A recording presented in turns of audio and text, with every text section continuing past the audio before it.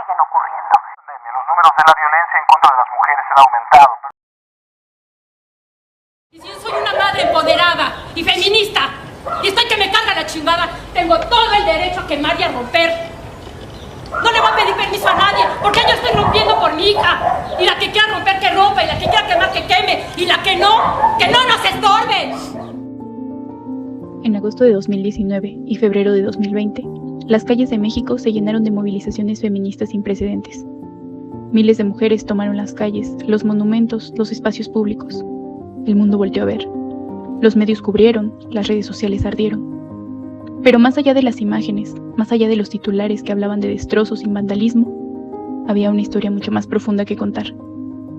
Daniela Cerva Serna es una doctora socióloga chilena, la cual ha dedicado una investigación que se centra precisamente en los movimientos feministas y la criminalización de la protesta en México. En su artículo La protesta feminista en México, la misoginia en el discurso institucional y en las redes sociodigitales, el cual fue publicado en 2020, se analiza el surgimiento del feminismo contemporáneo en nuestro país, enmarcándolo dentro de lo que se conoce como la cuarta ola del movimiento feminista a nivel global. En su artículo, Cerva examina cómo las colectivas de mujeres jóvenes han utilizado la protesta social y el ciberactivismo para posicionar el tema de violencia de género en la agenda pública, mediática y política del país. Y aquí viene algo fundamental que la autora destaca. Dejar de tener miedo ha hecho que las mujeres hablen principalmente a través de las redes sociales, alcanzando un fuerte sentimiento de pertenencia a una lucha emancipatoria de carácter global. Ya no están solas, ya no tienen miedo, y eso lo cambia todo.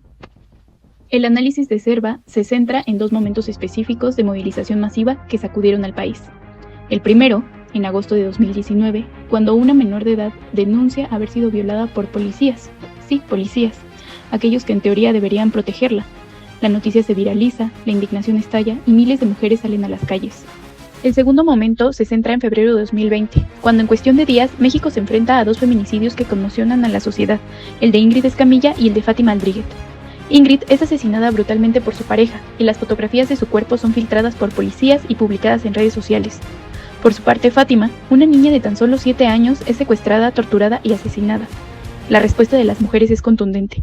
Las movilizaciones se vuelven masivas y emotivas. A través del análisis de estas protestas, Daniela Cerva identifica un mecanismo central que impulsa la movilización. Lo llama la doble indignación. Este concepto es crucial para entender por qué el movimiento tiene la fuerza que tiene. Según la autora, la primera indignación surge como respuesta directa a los actos de violencia machista. Es la indignación ante el feminicidio, ante la violación, el acoso, el maltrato, ante una violencia cotidiana, sistemática y brutal que cobra la vida de más de 10 mujeres al día en México. Es la rabia de saber que tu género te pone en riesgo permanente, que salir a la calle, tomar un taxi, tener pareja, simplemente existir como mujer puede costarte la vida. Pero la segunda indignación, se sostiene, es igualmente poderosa.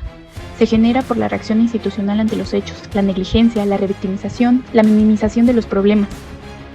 Cuando una mujer denuncia, se le pregunta qué ropa llevaba, si bebió, si provocó. Cuando un feminicidio ocurre, se habla del crimen pasional, se normaliza y se archiva. Cuando las mujeres protestan, las autoridades no hablan de las causas, hablan de los destrozos. No hablan de los feminicidios, hablan de las pintas en los monumentos. Esta violencia institucional, como lo denomina Cerva, actúa como una motivación que da mayor fuerza a las protestas. Porque no solo te están matando, te están diciendo que tu vida no importa, que tu dolor no es válido, que tu rabia no tiene fundamento. Y esa es la doble traición, la violencia de afuera y la violencia del Estado que debería protegerte. En el artículo también se destaca el papel fundamental de las redes sociodigitales en la configuración del movimiento feminista actual. Y aquí la autora hace un análisis muy interesante, porque muestra cómo las redes son al mismo tiempo una herramienta de emancipación, pero también un campo de batalla. Por un lado, las redes sociales funcionan como un espacio para la organización y la creación de comunidades. Dan paso a la visibilidad de las demandas a través de los hashtags que se vuelven tendencia mundial. No me cuidan, me violan, ni una menos, justicia para Ingrid, justicia para Fátima. Estos hashtags no solo son etiquetas, son gritos colectivos, son formas de nombrar lo que antes se silenciaba.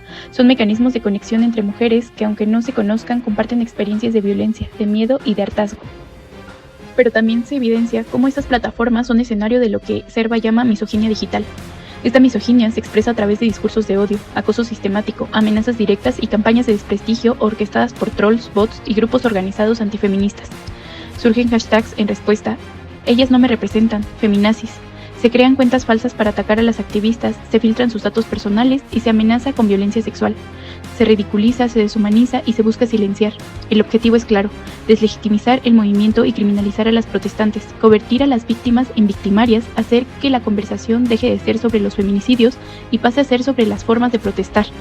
Finalmente, Serna analiza el discurso institucional como otra expresión de misoginia, quizá más peligrosa por su posición de autoridad.